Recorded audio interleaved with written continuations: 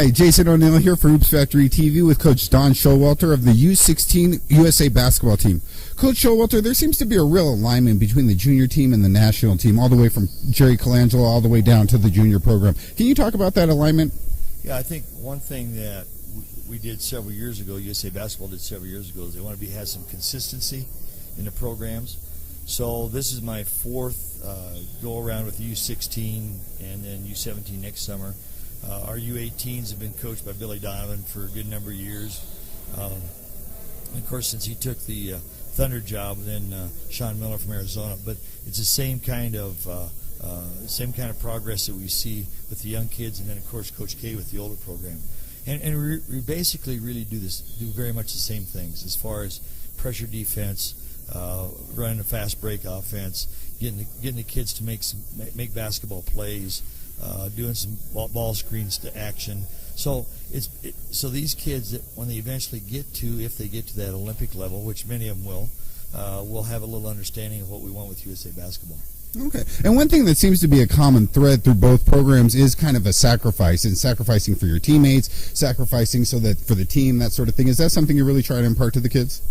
Well, when we feel that when we get that sacrifice, that feeling of sacrifice, that you're playing for something bigger than themselves, bigger than their high school team, bigger than their AU team, then we feel we made progress in them coming together as a team and really sacrificing for each other. You notice we talk about that a lot, being great teammates and what they can do to help their teammates. And that's really important, especially when we don't have a long period of time to work with our players. We're trying to put a team together as quickly as possible. Okay. And recently you had a team with Tyus Jones, Jaleel Okafor, I believe Aaron Gordon or Stanley Johnson, I think, was on that team. Do you find it's hard to kind of impart that mentality onto the younger kids, or is it something that they're willing to embrace? Well, I think you ask a good question, because these kids all are the best players on their teams, and they're the best players on their AU teams, and they come in to us being the best player when they play. So they find out that they come here in a training camp and they're not quite the best player, or they still have some weaknesses.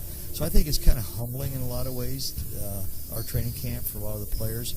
And having said that, then I think it's better for them to buy in. It's easier for them to buy into the fact that, hey, I still have a lot of work to do, and I'm still going to get a lot better, as opposed to being able to do what they want to do with their high school or AU teams. Yeah, and even just like preparing for today, I was looking up, and most of the kids at the training camp today have some sort of background, like people have been researching them.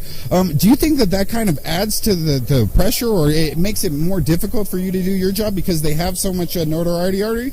Yeah, I think our constant message to them is we're preparing to make the best team we can, as opposed to making an all-star team. So we don't really care who's ranked where. We don't care who's number 1 in the class or who's number 80 in the class.